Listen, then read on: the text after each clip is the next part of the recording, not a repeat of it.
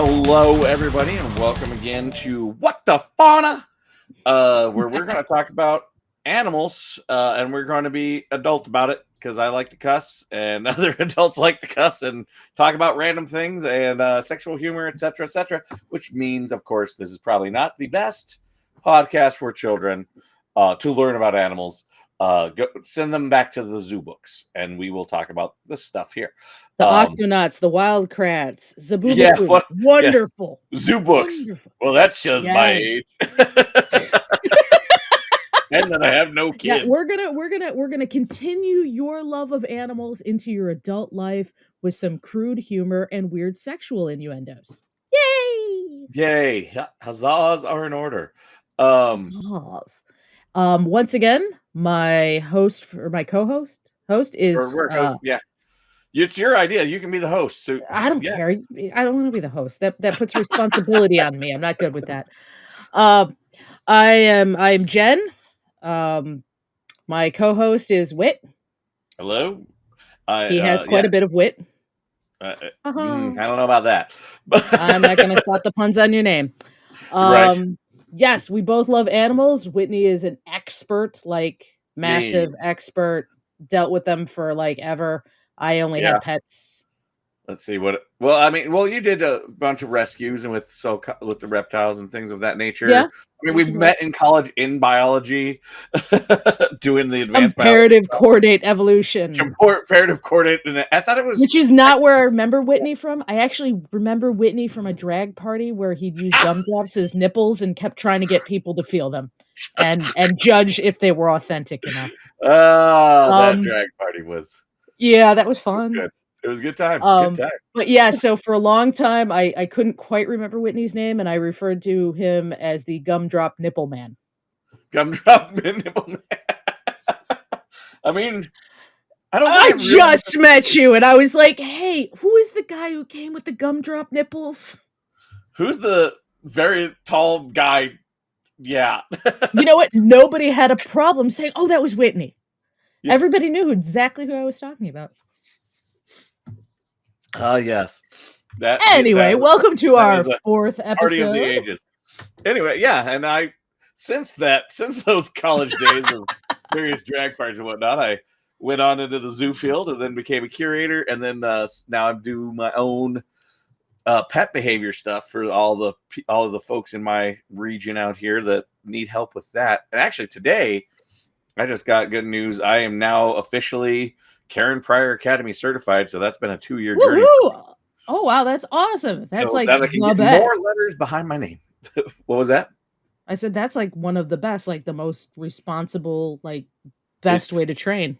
That is one of the top ones. Yeah, and I was a silly person who's like, you know what? I'm going to start with those letters behind my name instead of one of the easier ones where I can just take a multiple choice test. But adds respectability. Anyway. So this is our fourth podcast. We are doing. Whitney is leading today, and he is leading, and we're discussing the slow loris, which is actually a number of animals. Which I was going to say that's one genus, but that has shifted. So we'll talk about that. But slow lorises in general, this is something that's been a passion project of mine for a long time.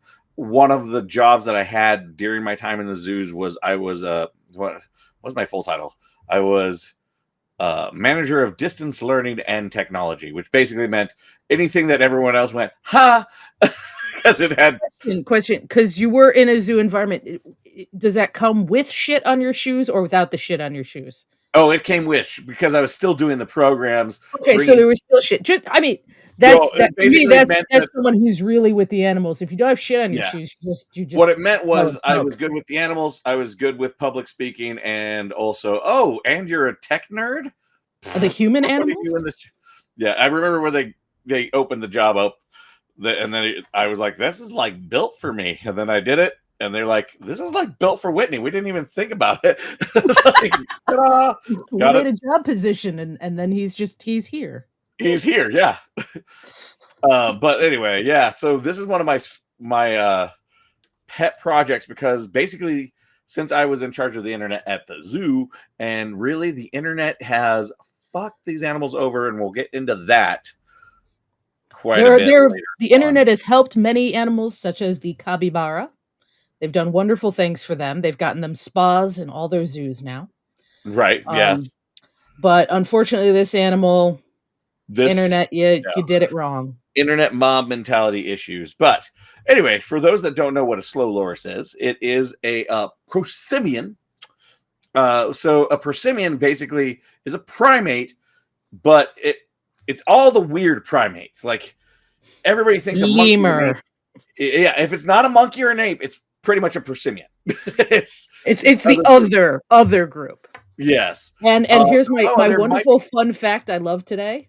Does anyone here know what loris means? Where the name came from? You know what? I think in my deeper... It is a Dutch word. Oh, yeah. Dutch word for buffoon. Yeah. Yep. Because he looks like a clown. Yeah. They named him the slow clown.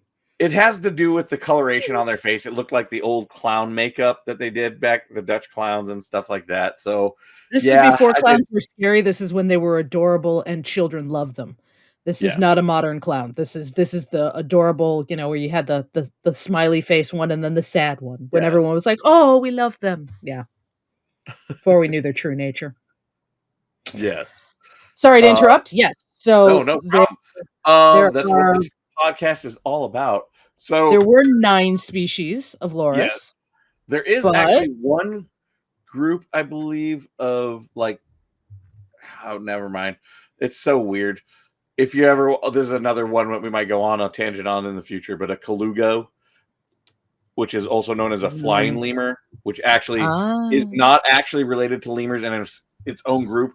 I just couldn't remember if they technically classify as primates or not. And I don't believe they actually fly. I believe that's technically gliding, so the whole name's a lie. Oh, yeah, they are. Oh, and now I just found the information. They actually, colugos actually are not primates. They are. You can get to a primate without being a primate. I just came up with a new mascot for a political campaign that's ongoing right now.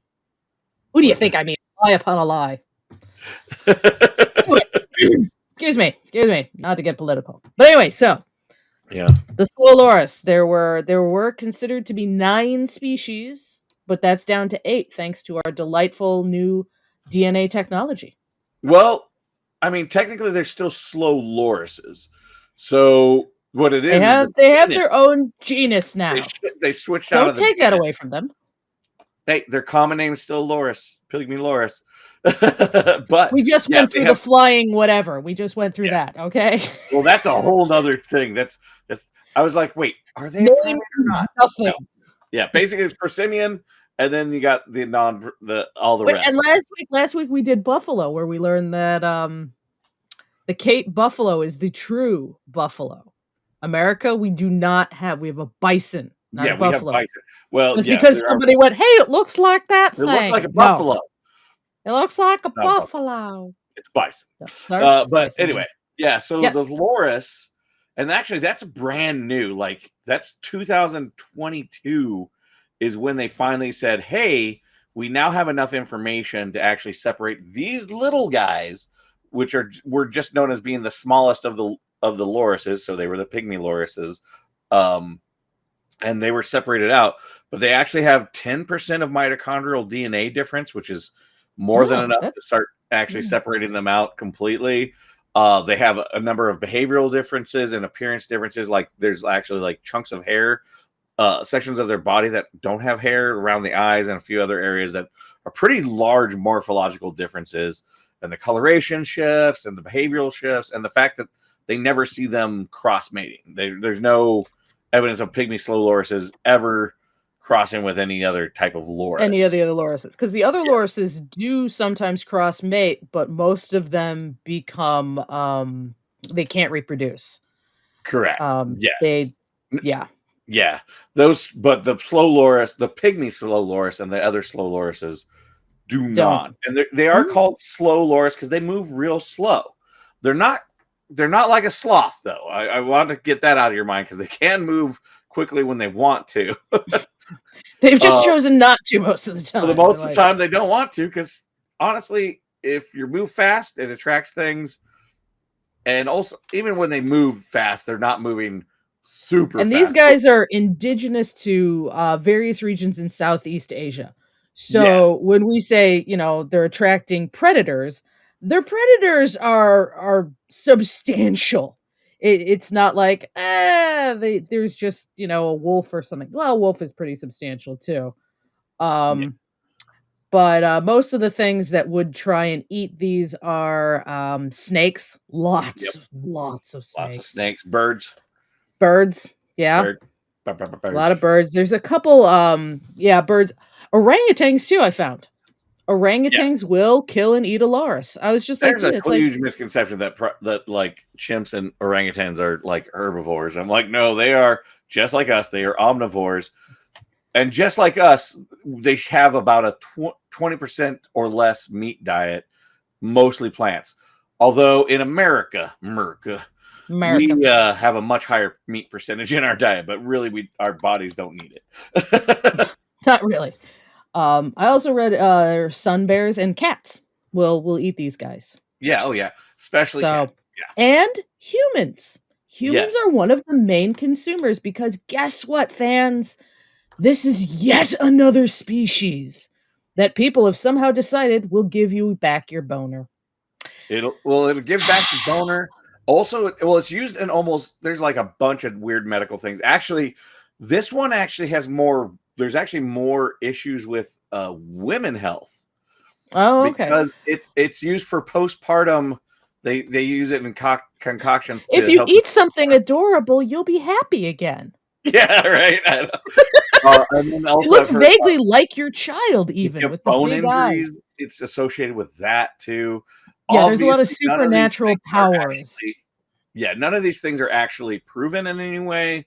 It's just the mythos that there aren't evil spirits for them to ward off by eating them? Right. Shit. Yes. Not Eating proven. Yeah. So that brings the podcast ratio now to a 50-50 of animals that you can eat to get a boner. We're at 50-50. 50-50? We are, but I'm sure the Cape Buffalo, I'm sure I missed it. I'm sure someone eats their testicles for it. Yeah, no, Cape Buffalo, yeah, no, their horns are used for... Oh, are they? Okay, I apologize. It's 75-25, and that's only because there are not enough volcano snails for someone to figure out how to eat them. Yeah, I was going to say, no, yeah. Okay, I apologize.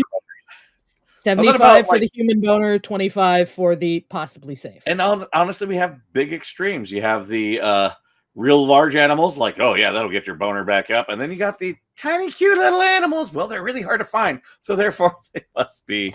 they're hard to find. So would that mimic the penis being hard to find? Like, I'm just wondering where the logic goes. Like, I can understand a big Cape Buffalo. You go, yes, I want penis that. Like that, gigantic and a little frightening, honestly. Hi, Mom, you're on camera. Tea delivery. Yeah, right in a perfect time for me describing a giant Cape Buffalo dog. Yeah. Lovely, thank you. And then you got the little creatures like this. Like, humans just don't stop, do they? Yeah, no. They just see something and think, yeah. Yes, and the anyway, so slow lorises unfortunately are farmed and we'll talk about their plight for that eventually. Their plight is way worse than that. And we're gonna go through the happy bit first. Yes. So they are omnivores, which is awesome. They are these guys. They tend to mate monogamously, or they tend to also have what is that? Thruples. Sometimes they have thruples. It'll be one male, two females, or one male, one male, one female. So, and then the male helps take care of all the young, but they usually don't have more than that. They don't move very fast or far, so really their area is kind of contained. But they are known for having twins. That's actually something that is pretty common. Interesting. And they're wonderful mothers. Yeah. They teach their babies how to clean their fur, how to, they cuddle with them, Hmm. teach them what to eat, what not to eat. We're The, not going to, they're not sick like, or they're not weird like koalas. It's much more PG than that. oh yeah, they are super sweet with their young. And I was fortunate enough in my career.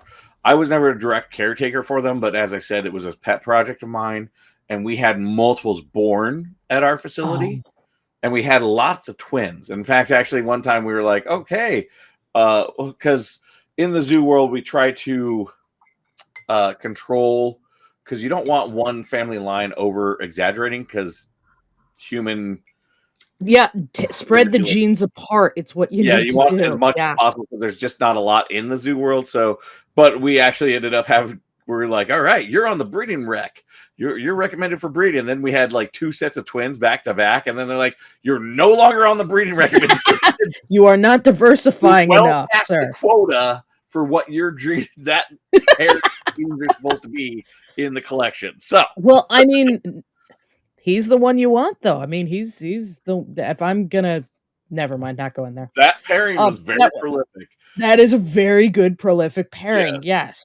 Now, So, mind you, most of the time, though, it's actually very difficult to breed these guys in captivity. So this is going to come in later in our talk. Keep that in your back pocket. Yes, my facility was very good at it. Other zoological facilities are very good at it, but we make they had the special bow chicka bow room for the slow yes, and lorises. also like we made sure that they were in a nocturnal environment. We used red lights so that the guests could see them, Banging, because animals at night usually don't like bang, actual lights on. when they're banging. Yeah, but when the I guess the red light thing going on there. Yep, yep, yep. Yeah, That yeah, thing. yeah, mhm. Yep. So we'd have the red lights so that they could move around, but the guests could see them because have by research have found that those red lights actually are not disturbing to a lot of nocturnal animals. So Mm. we can do that. Then the Oh, guests can see and them. in case anyone doesn't know what a slow loris looks like, go ahead, look one up, they're adorable, but those giant eyes they have, yeah, they're Oh, nocturnal because they they have basically giant eyes. no tail, little primate thing. Looks like almost every anime forest spirit, kind of, if they make it They a really fluffy do. forest spirit, just like, They've got a long body yeah, compared to what you normally see, and it's very, very flexible, because yes. they do live in trees typically. And Um, maybe their 4 to legs 6 and their inches. arms are actually the same length. Yep. Yeah. Which was kinda And cool, and their hands, they've got very specialized hands. They've got extra capillaries in their hands, so when they grip onto something, they can grip onto it for hours on end, yes, because without of all these special the capillaries and stuff in their special, hands. basically vascular system. So that way, because There the we go. thing with a vascular system is like when you stay still, it's actually a problem because you don't have what we call passive circulatory, which basically is just you moving helps the rest of the blood flow. So they need those extra capillaries to, like, when they're staying still and not moving, to allow for that, because that's actually their Mm, primary method of hiding is just I look hanging somewhere. a little bit like this tree stuff and I stay still. Oh, fun fact, a lot of people don't realize that the reason that these guys are also have a reddish brown kind of tinge to them for their body. Same thing with orangutans and those types of animals, which they have a huge overlap in their range, Mhm. um, with some of those species. The reason people are like, why does a lot of people would ask us why they were red when they're in like green canopy? The reason is the soil Okay. causes a red reflective coloration Oh, very in the cool. area. Yeah, so the like So in it their helps them blend environment. in better. Yes, so when it's daylight, you got this red tinge kind of color just because of the soil and everything else, and some of the bark and whatnot. But There are actually several species of tiger that are also, native to this area. yep, yeah. Another Oh, orange animal. You know what? I've never asked why they're orange. Ooh, shame on me. Yeah, well, tigers are blending in with grass, but also just the muddy. Basically, think of that muddy water, the mud under the water surface, have that orangey, rusty tinge, kind of clay color to it. Yes, exactly. Cool. So all these animals that you see that have that coloration, and you're like, but they're in a tree. It's because there's like this weird light tint reflection in their natural environment that is why they're doing that. So that's similar to the why with that. Now, one of the other big things on these guys, they are I'm going to say that they are the only one that I know of that are a venomous mammal, or venomous, not mammal, venomous primate. There are other mammals that I know of that are venomous, but it is very rare in primates to be venomous. Exactly. And this is, and they're venomous in an unusual way. Please tell us.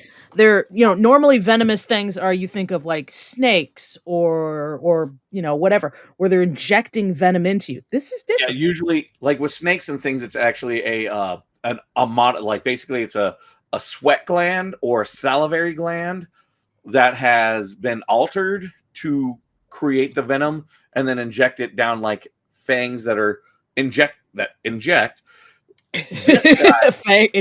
fangs. He does is he just kind of, it's a very, what we also look at it as a kind of primitive setup where it just kind of sweats the venom out from its armpits. And most mammals that are venomous do similar things, but they also do another aspect to it, which is why it's a venom, because they don't come over and just rub their armpit on you. That would be funny. If they rub their armpit on you and you got sick, then it's not venom. It's poison at that point. Yes. Because if it's absorbed through the skin, then absorbed through eating, then it's poison. But if it's remember, venom is when you die when something bites you. Poison is when you die when you bite it. Yeah, exactly. Right. Sorry for talking over you. But yeah, so these guys, they have an interesting mechanism. They hang out and lick their armpits all day. They run their teeth through it. They actually have what's called a grooming tooth that is actually meant to it works kind of like a comb through their fur. And when they get upset, they'll actually raise their their arms to expose that little poison gland. Oh, one of my doggos. It looks adorable, and that's why, unfortunately, when you see those videos we'll get back to that. Little Loris raising his arms, we're gonna talk more about that. So keep that in your back pocket. Little slow Loris raising his arms. It's this little 4 to 6 inch little guy, nah. But the thing is, actually, the venom mixes also with their saliva, and then when they bite something, it has a potential to have a toxic reaction. Now, there's a few little theories back and forth over time. I did not find anything newer to say one was more than the other, because these are very, as I explained to you off camera, cryptid. So they hide. There's not a lot of research on them, not because they're actually. I stumbled upon a study that did over 7,000 hours studying slow Loris behavior. Yep. I ran across one, and they came to a conclusion about the venom. I'll let you. It's that they actually are doing it more for interspecies reactions. So basically, the males will use it to fight each other. They get angry with each other, they bite, and they are actually more reactive than other animals are to the venom. So, like platypus have venom, but only the males do. In the slow Loris, the males and the females do. The females will use it to defend their young. The males will use it for infighting and protecting their territory or their food source. Yep. Totally makes sense. They also, and this is not a nice venom either. No, it causes a necrotic wound reaction. It can also cause a oh shoot! Now I just suddenly forgot the word. When you just go catatonic from anaphylaxis, anaphylactic shock. Thank you. Yes, it's very similar actually. So I don't know how researchers figured this one out, but they found that people who are allergic to cats are much more allergic to this. And will probably go into anaphylaxis. So fun fact, most people who get bit by a slow Loris do not have an issue. However, if you have the genetics, sucks. Yeah, it still sucks. It burns. It's not pleasant. It will swell. But if you have any amount of an allergy to cat dander, your skin, that's when you're going into anaphylactic shock. So and then your skin starts rotting. Yep. Even when we had to handle them, we had like massive gloves in the zoo because we're not taking that 50-50 shot that, oh, well, you're going to be one of the anaphylactics and we need to suddenly give you like I've never had a problem around a cat. Not heart. taking that chance. Yeah, we're not taking that chance to find out if you're one of the ones who overreact. So it's not as much of, it's such a weird venom, which is also why some are believing that this is like evolutionarily, this is an early venom. Like it's not, well, it's not found in other primates, so which means it has to be in this offshoot here. And then on top of that, it's so primitive because usually these like less toxic ones are what we consider a primitive venom. Another example would be like historically people thought that Komodo dragons were not venomous, but just had like a lot of bacteria in their mouth. We're actually backtracked on that. It's a primitive venom, though? It's a primitive venom is what it is. That's actually wonderful. Is. I mean, wonderful in a relative way. Unless you're the bitten one. Unless you're getting bitten, in which, right. you know. So these guys, they have this venom, which now we've talked about the venom. We've talked about how cute and little fuzzy they are. And that's actually their primary reason. Since their discovery by the main, well, I think they've only been discovered since the 60s, really. But it really became mainstream in the like early 2000s, I think. Basically, literally, this is a species that's going extinct because of the internet. The internet is why these guys are going extinct, and because we, as a species, cannot let anything remain cute and functional. We decided to put them into the pet trade, and that's unfortunately. There was hunting before the internet of these creatures for medicinal or food, and their populations were able to sustain that. Right. But because they are primates and the babies stay with the moms and they're so, you know, they only have one, maybe two babies at a time. Yeah. That the world population of these guys, every single one of the 8 species or 9 is endangered. So, because humans have discovered how adorable they are, and now everybody thinks they should have one as a pet.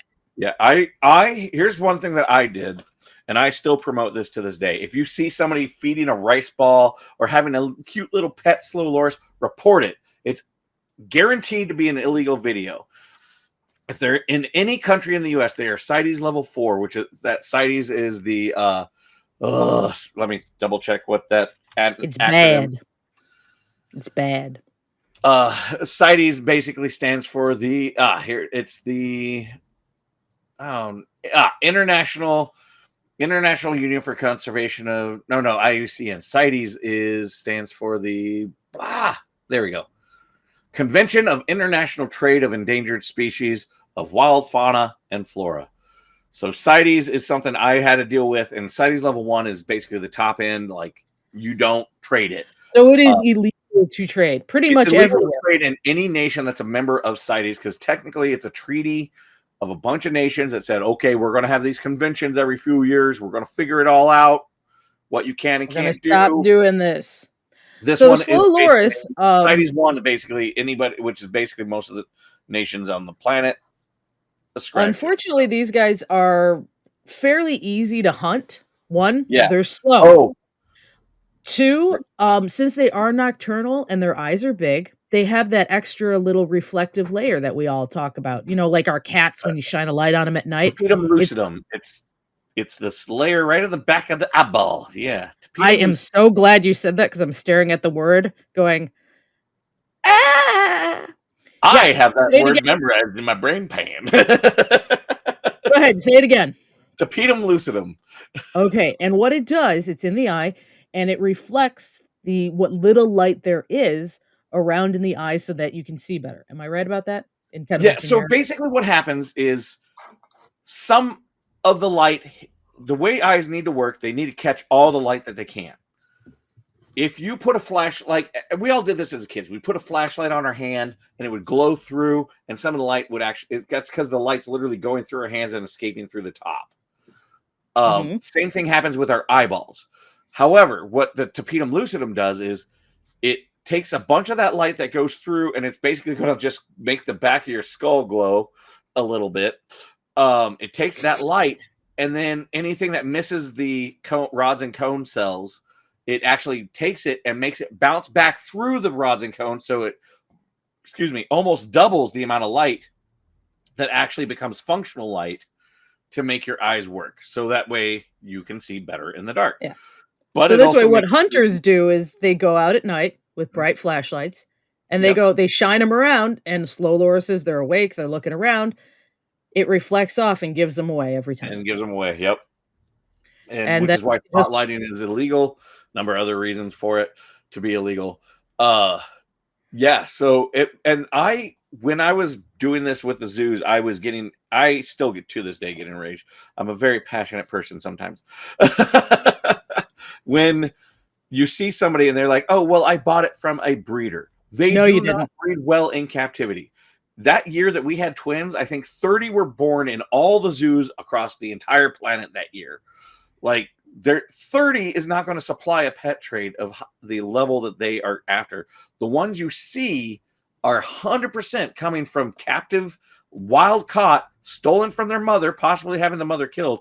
There was one time there was a situation, they found like 50 or 100 of them shoved in a suitcase that were on a flight. And what's really, really sad for these guys is, so they are very attached to their mother. They have a long, considering their size, their gestation is very long. It's 6 months. And then their weaning is 3 to 6 months too, which is for a creature that size is incredibly long. So if they are captured with the mom, usually they're snatched away. And these babies, due to being primates, learn from their parents. Their parents teach them how to groom themselves, how to eat, what to eat. They don't get that. They don't get that socialization. They're really very stunted. Think of like a crib baby. You're intentionally doing that. Then overseas, of the ones captured, in order to become, a pet overseas outside the country, 60 to 80% of them die in transport. Exactly, because they're just literally shoving them in a suitcase, no air, no sometimes nothing. Tranquilizing them so that they don't make a lot of noise or move a lot, which can kill them. Animal that size, they tend to OD. It's really bad. Now, I click off, or I don't even downvote videos that people like with a slow loris as a pet flag, and you report it as illegal. I mean, one of the other things also, they're very, very hard to take care of because they're nocturnal. They're omnivores. They're nocturnal. They eat insects and because they're nocturnal, their owners, it's adorable. They're waking them up in the day, which isn't good for them. And they don't know what to feed them. They can't properly socialize them. They can't properly watch their behavior because they're not awake for it. And then you'll see they're overstressing them because nocturnal animals that are woken, they tend to have stress. Cats are not full nocturnal. Actually, the isolates that they have are meant for both day and night. There's a little misconception on that. They kind of they mostly do nighttime, but they function whenever whenever the heck they kind of want. But the other thing is, are you saying that cats do whatever the fuck they want? Yeah, cats do whatever the fuck they want. So the exception to this is a fucking cat.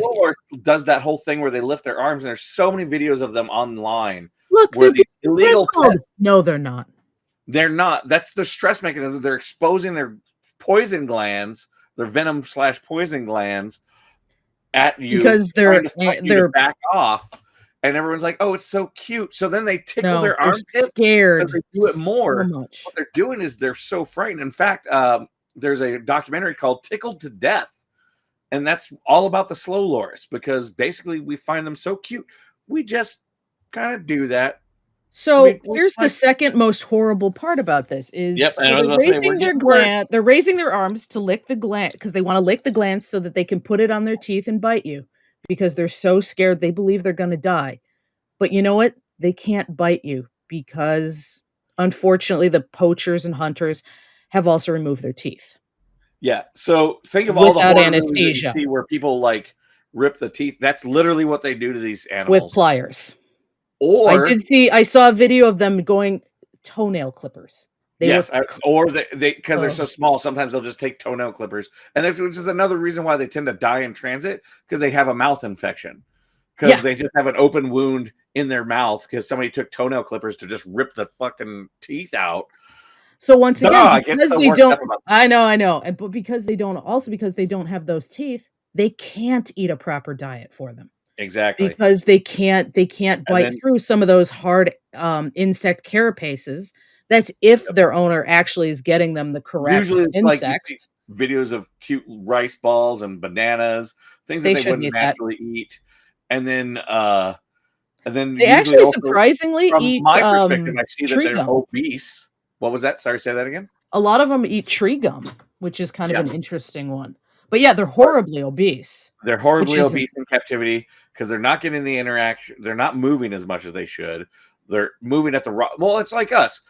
Studies show that when we're awake at different times or have an unsteady sleep schedule, we screws us prone to up. overeating.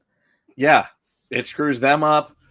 It's just a problem as a whole. And then there's also like the And by the way, this doesn't just pertain to slow lorises. Slow loris is an extreme case, but this also pertains to many exotic pretty much, pets. yeah, actually, we were talking and you were telling me about the plier thing, and I'm like, oh, this happens to literally every animal that's in the illegal trade market that has claws or teeth. They just rip them out because they're mutilated in some form, in some way, shape, or form. And then yeah, tourists also have to run into this because there's this market of just letting tourists take pictures with the slow loris. In fact, see, Rihanna, I discovered this in South America when I went there, or Central America, and I thought, "Oh, it's so cute." No, it's not. Unfortunately, it's not cute at all. Don't what it is. I hate to say it, it's gonna ruin some of your fun, but when you go overseas or you go anywhere, don't take pictures with the animals because people are like, "Oh, here, take a picture. Hold this monkey." Please What they don't. did is that monkey would have been just like the slow loris, taken from its mother. They stole it from the wild. They don't actually have like some breeding thing to do it. Don't even do it in the States. And honestly, if there's a zoo that says, "Hey, take pictures with the babies," don't. It is horrible. Not the babies. Oh, there's so many that do it here. No, I know there are, and I'm trying to think, like, I've done taking a picture, and this is I did it when I was 12 and didn't know, and I was angry when I was 14 and found out. I was in Cabo San Lucas, and they let me feed a baby tiger. Gorgeous picture, wonderful, amazing experience.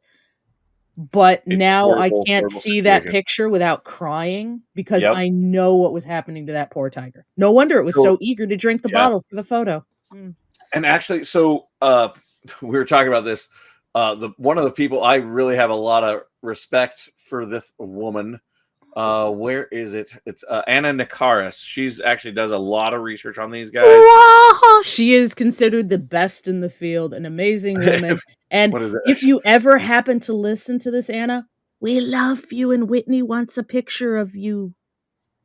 Okay, that sounded dirty. I know. I was gonna say like you'd want her underwear, but you're not that kind of guy. Whitney's not that creepy. No, he'd like a friendship bracelet. That's the level Whitney is. Whitney has a crush on you. I would just like amazing, but he would really just like a friendship bracelet, nothing kinky. My picture, I would just like a picture of us just going, "Yep, this is there we go." No slow loris involved. A picture of a slow loris, but no actual slow loris. I don't care about actors and musicians. I care about weird, strange, obscure biologists. But the woman, she has dedicated her life to these exotic animals and their preservation, so actually, and learning about them. Let's plug her organization, which I was making sure that it's still functional, and it is, because my zoo time when I was really pushing this was about 10 years ago, so time has passed. Still going strong. It's the Little Fireface Project is what it's called. And the Little Fireface Project, let me double check. I'll get you to the website. I had it up and then I lost it. Ah, shame. I know. Okay, so in the meantime, while Whitney's trying to find that, we were talking about how they've primitive venom. Nocturama.org.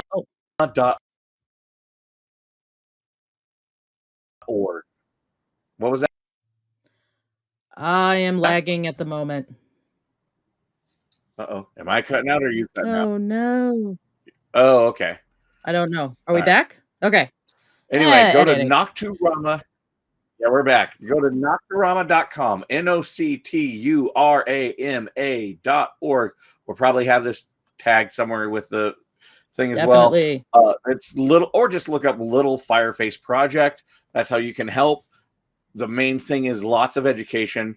Anna actually has a great TED talk that shows about, it's not just about slow lorises, but also how humans are horrible and certain little things. Like I would actually get upset back in the day when people posted too many pictures of endangered species on their timeline, even like other zoo people, because we have found, and I believe Anna was part of this research, that or she talked about it during the TED talk for sure, that basically when we see something a lot, we react to it in a way as though it's common. So if you see lots of endangered slow loris pictures, your brain acts like they are, unless you like consciously fight it, like they're not endangered, which they are absolutely endangered. So people start voting and doing things in their regular life as though the animal is commonplace because they see it over and over on the internet. So therefore it must be true. So keep that in mind. This is one of those like paradigm shifts you have to like, are you actually in control of how you're viewing these little guys here? So, I don't know. See, sometime we're going to have to jump into the human mind because when we talk about a lot of these different unique qualities, most of them are survival strategies. Humans have a vastly different survival strategy than most creatures. Ours is our brain. Otherwise, we're pretty soft and squishy. I would argue that. What would you argue? We are way more advanced than others, but behavior is behavior, and there's a reason why. No, I agree, but our big brain is our survival strategy. Yes, that is primarily it. Well, actually, oh God, here he goes again. The other strategy for humans is endurance. Not physical endurance. Yes, it is. Is it? Because when you actually look I can't outrun a wolves. The actual methods that we would do is we would be able to mentally and track something, and we would track it until it was so exhausted it couldn't run from us anymore. And we actually have a far greater endurance than other animals. I was thinking of us as prey, not predators. As predators, yes, we are. We make those animals exhausted until they give up, and then we're just like, aha, we win. Now I can eat you. That's like if you look at also our ability to work as a group. Yep, between the working as a group thing, but that which also happens elsewhere. But so we saw the Cape buffaloes will work as a group to a certain extent. They're not overly aggressive. Humans, we're really, really overly aggressive. Yes, we tend to be way over aggressive. We're nuts. I do feel like sometimes we give ourselves not as much credit where credit is due. Like we can, like our marathons go way further than a lot of animals. Like when a human is I don't know. I'm going to call out to the the Kratz brothers again. Just watched an episode with my 4-year-old on wolves, and wolves will run 20 kilometers a day. Yeah, and how far is a marathon? I don't know. I wouldn't run one. It's fight or flight. I have chosen fight. You have chosen flight. For those that don't know, I'm a former MMA fighter, and Whitney is a former marathon runner. Well, I used to do I only did halves. So a marathon he only did half a marathon. Is 26 miles. Marathon. Literally, we had people that would run all of that in they do the same thing just like the wolves do. So wolves do it similar, which is also, I think that's a reason why wolves and humans got along so well, because we had similar strategies. Similar strategies there. Yes. Yeah, and you're right, Whitney. I see it. You did half marathons. I did half MMA fights because nobody ever survived out of the first round with me. Fighting that's aerobic. So, yeah, well, human, big brain. You've chosen to put yourself in that position. Yes. Huh? Yeah. What? Why? Well, because we don't actually have any danger, so we have to create it ourselves. We're going to have to do a fantastic episode on humans and all of our stuff, because putting ourselves in danger is part of our survival strategy. It works well for us. not Yes. as an individual as well as a collective. But we'll talk about that later. Back to the adorable, These sweet guys, slow yeah. lorises. So, yeah, Yeah. basically at this point, if you find anything at all online that says that they make good pets or any cute videos of them online, report it. It is an illegal video, flat You know out. what? Like, Also, I mean, not to mention that unless it's a the zoo, like in a emotional proper location. well, I mean, we'll talk about so we've talked about how, okay, 1, it's cruel. Yep. 2, they don't make good pets because emotionally and physically it's not good for them. But let's also we can talk about it's really not emotionally and physically good for you No. either. They are what is called a scent marker. Yep. Do we do people with cats scent markers? And it is not healthy for you. It is not healthy for you to be around that scent of urine, which is basically a breakdown into ammonia. That's bad for you. Plus, you know, you're gonna get bored. I mean, to be completely honest. And even if you don't get bored, it's going to die because you cannot give it the correct care that it's going to Yeah. give you. So, Also, whatever trauma. But how to communicate, they do verbally communicate as well. yes. Um, it is a single high-pitched, horrible tone that kinda goes, "Ah!" and keeps going. How you like that in the middle of the night when it's trying to communicate with the other lorises that it Yes. can't When it find? cries So it gets out. more and more stressed as it screams like a banshee at you. Yep. Yeah. I recently was talking with some clients and I was dog clients, but I give a lot of advice. I don't do just dogs. And Mhm. also a lot of people will ask me for advice. And this one was actually some uh, sugar gliders, which is a type of possum from Australia. And I That is warned true to them. its name. It does glide. It's Yes. not made And of sugar, though. Another lie. no, but it does love sugar. Don't we all? um, so yeah, but anyway, they were a similar situation. It's just this nocturnal animal, and they want it to be cuddly. Like the slow loris is not cuddly. The thing with these small nocturnal animals, you pick them up in nature. If something's picking you up and you're small, you're about to get eaten. So their natural thing is just stress through the roof. So you have to do a lot of work to get them to want to do anything with you, They don't and really want to. they They don't don't want want to. to naturally. There's no The cuddliness. only way they want to is because you've starved them Yep. of other And primates for so long that yep. they're just clinging on to anything. And I was trying to explain to the Anything. people that I'm like, if you want them to be active and doing stuff and happy when you are interacting with them, you need them to be on a reverse lighting situation, which means that Mhm. room has to have lights on all night, which is actually what we had at the zoo so that guests could see them active. We had lights on at night, and then we'd do the no Oh, that's lights except for the red kinda I light mean, in the day. that's awesome.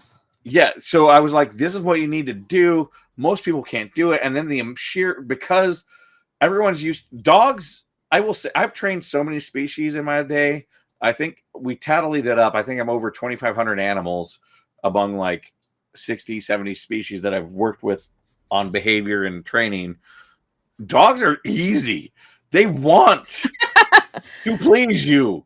We've bred them to do that. And then like people get these other non animals that are not for that and expect them to just be like, oh, they should love and cuddle me. No, they No. don't. There is a massive fallacy about imprinting where suddenly they see you as their mother. Yes. No. No, they won't. Especially when these guys, they were totally pulled from their mother. They have the memory of that. It's all trauma. All of it's trauma. Mhm. So, So yeah, dogs, fantastic. They do love you. get a They nice domestic. honestly love you. They If you want want to you to do, be happy. yeah, if you want a weird animal that is also still loving, get a bunny. Just know that you have to do way more research than you do with the dog, but at least We're it's a gonna do domestic an episode on bunnies. bunny. Oh We're yeah, gonna do so an they're at episode on least bunnies. domestic. But as with Kind any of. pet you ever get, even a dog, This is my big mantra. Do your research. You know what? Actually, I think this is a good place. So if we were, say I want a challenging pet. For some reason, I'm a nutbag, and I want a pet that I'm going to have to take care of a minimum of like 4 to 5 hours a day, minimum, to 4 properly to 5 hours a socialize. day. Yeah. I said a minimum, properly socialize a day, properly interact with, and get maximum enjoyment for their life and my life. But I'm kind of a sadist, and I want something really weird. Let's see. I'm trying to think of the worst pets you could have that would fulfill these requirements. If you want, there's a wonderful dog breed called a Zolo. They're hairless. They're domesticated. They love Anything people. dog, I'd say more than 4 to 5 hours, though.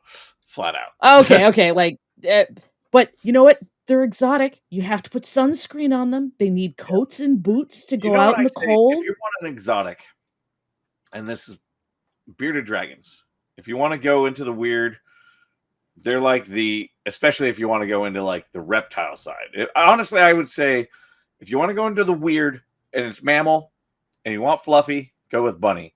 A bunny might actually cuddle with you. Do not expect it to, but it might if you do things right.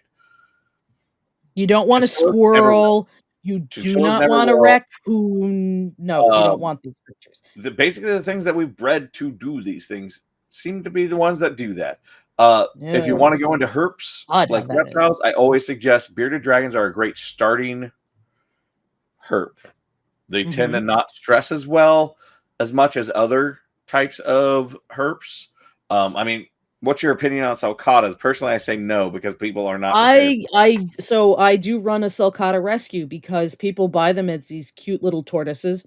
Let me give you a really quick, really fast rundown on them. Sulcata mothers are able to have 90 to 120 babies a year. That's a really high. That's a really high percentage. Most of them are like sea turtles. They're meant to be food for everybody else. Yeah. However, the ones that do survive and the ones in pet stores are sold more cheaply than other types of tortoises because they proliferate. They have so many babies. Okay, but they get huge. We're not talking like, 20, 30 pounds. I had an 80-pound African sulcata tortoise move my refrigerator from the kitchen into the dining room while I wasn't home. There's something there. It needed to get there's something there. And let me tell you, if that hadn't been a stainless steel refrigerator, there would be more than just dents. Yeah. She would have torn it open. Now, I enjoy their company. I find them wonderful pets. But I live in Illinois. It is currently -3 degrees outside. We finally warmed up. It's not -3. It's finally warmed up. So my kitchen sink started working. It's not But they get hundreds of pounds.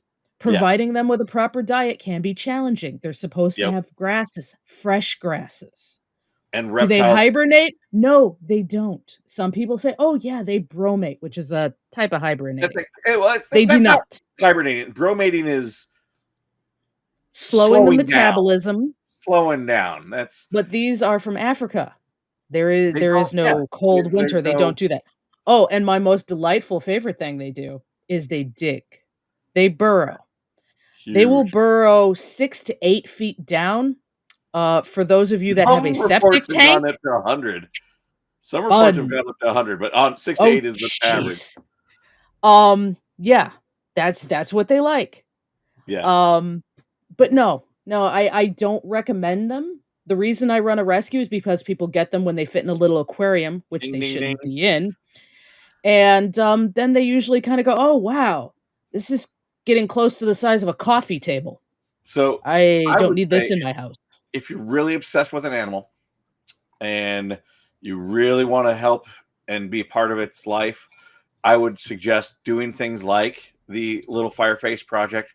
They have animals with names. I just want you could possibly adopt through there, in which case and by adoption we mean pay for their proper care and health, and they'll send you pictures or a zoo, how wonderful the animal is doing. Or just without.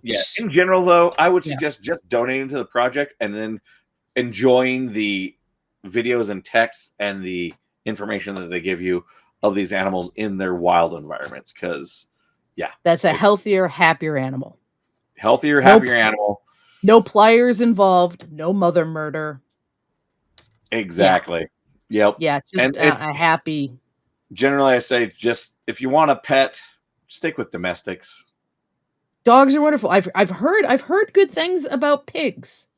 I wouldn't, but I've heard good things. Pigs can be good. However, I got a whole nother thing on the whole pygmy little miniature pig thing, because that's not a thing. That's a different thing. It's not a thing, but it is a thing, and it's not a good thing. If you're getting a pig, expect it to be 200 to 300 pounds. Well, we should do wonderful. We should do a podcast all about the stories of wonderful domesticated pigs or pets and their owners. Yeah. There was a young lady who really wanted to jump horses, and her parents wouldn't buy her a horse. She lived on a cow farm. And so she taught her favorite cow how to wear a saddle and jump like hunter-jumper horses. Like, I mean, this cow obviously wasn't jumping a 6-foot fence. But it was fantastic. She bonded with a domesticated animal that did care about her. Yep, exactly. And was tuned to that and had it do something exotic.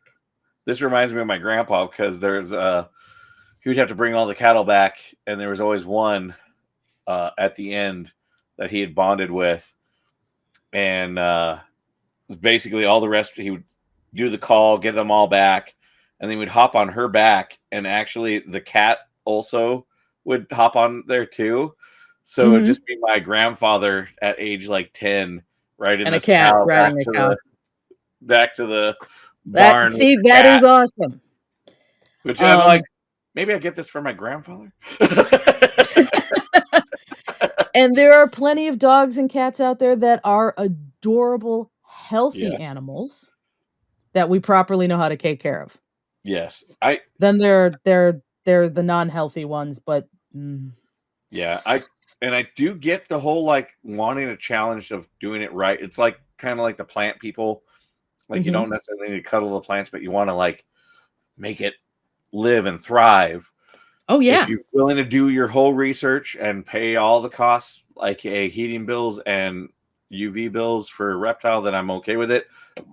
I still always say start with a bearded dragon, because they're the ones that aren't going to be stressed out. You know, I'm trying to think cuddly mammals. You know who doesn't get enough props, who I think are absolutely fantastic? Guinea pigs. They are absolutely some of the most adorable things. You can also teach them to fetch. You can teach them to sit. I think it's amazing. It's a little guinea pig. They're adorable. And they're fluffy, and they love you, and when they hear you, they go weep, weep, weep, weep. Fantastic. Yes, when you're doing the happy stuff, learn what a happy animal noise is for the species you get, then you know you're on the right track. If you can get that without like bribing them with sugar. Who said I give them carrots when they weep? Right. But that's the true definition of love. It's caring about something and its health and its happiness over your own. That's the true definition of loving your pet. So once again, if you want a slow loris, you're not doing it for the right reason.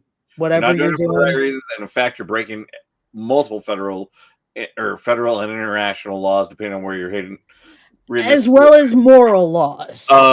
Yeah. So recapping, if you see anything on the internet where they're having pets of slow lorises, report it as illegal pet trade or illegal pet animal abuse, because it guarantees animal abuse. It is. But they are wonderful. They're a venomous primate. They're an amazing creature with an amazing adaptation. And they do have those big, beautiful eyes. And they can see each other. They can tell one another apart, not just from scent, but their faces too. Well, most just animals like can. us. Shut up. I'm making a bed here. What are you doing? Little support things like and I guarantee, even if you get two and you socialize them, they are not fun to watch fucking. They are not. Yes. It's just it's over in a matter of seconds. Boom, done. It's not even. You want some fun? Go watch a whale. That could be hilarious. But slow loris, not even entertaining remotely. So sorry. Report videos. support projects like Little Fireface Project, and just don't support what was it, the tourist trade of getting pictures and things of that nature with these types of animals. But that's really about it. The main thing that most people can do from their home: support Little Fireface Project, report illegal videos online. But do watch informative videos. Yes. Dr. Anna, pronounce her last name for me. Her videos are wonderful. Give her a thumbs up. Yep. Embrace the creators who are being responsible creators like us. Give us a thumbs up, say you like us, subscribe. That will actually help these creatures and the knowledge get out there that they need to be protected better. And we can do better.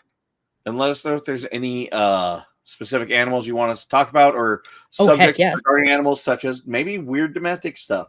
But put that in the comments, and we'll come back. We'd love to hear from everybody and what you think, and what we can do better, because we all know that we can all do better. I don't know. I'm pretty perfect though. Until am I? No, I hate myself. So, but that's a whole other story. But everybody loves your gumdrop nipples. Different podcast. But for now, until next time, everybody. We'll catch you later. Thank you so much. Mwah!